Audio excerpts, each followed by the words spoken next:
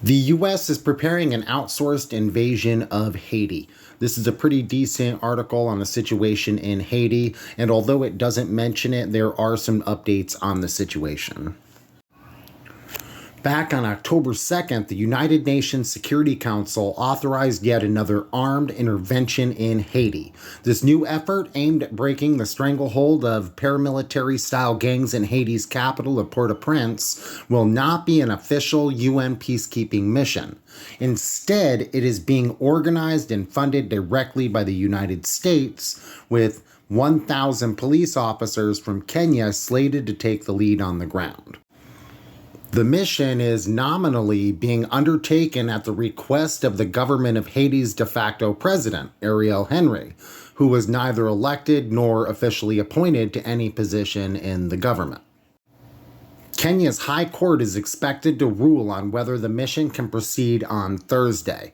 And this is an update here is that this is from last Thursday. It has been postponed until November 16th. And also, aside from the court ruling on the 16th, they also have to have approval from Kenya's parliament. So we can cross our fingers that there's at least a slight chance that this may not get authorization.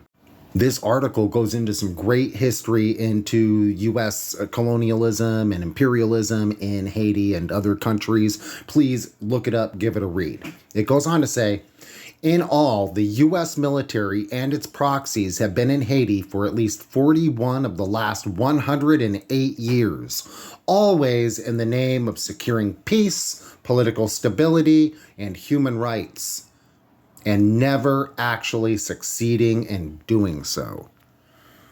Sound familiar?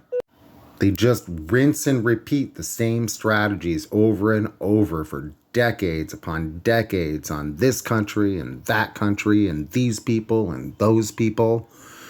When are we going to stop believing them?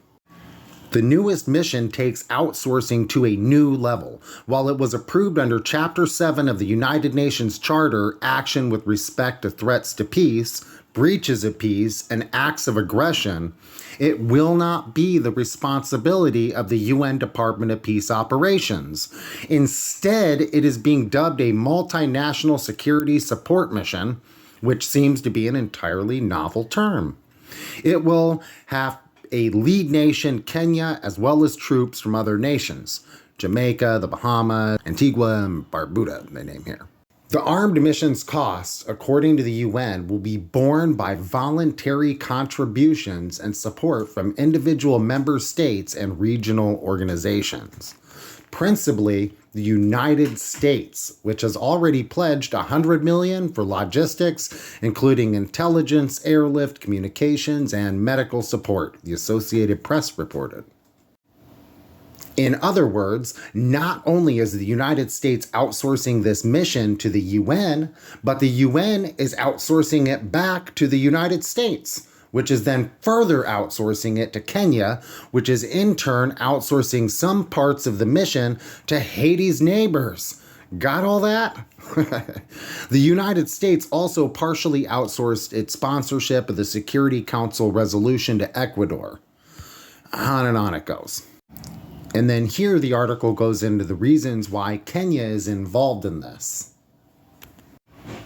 The article ends, I don't know who will end up benefiting most from this intervention, but the least likely to benefit will be ordinary Haitians, in whose name these powerful figures are claiming to act.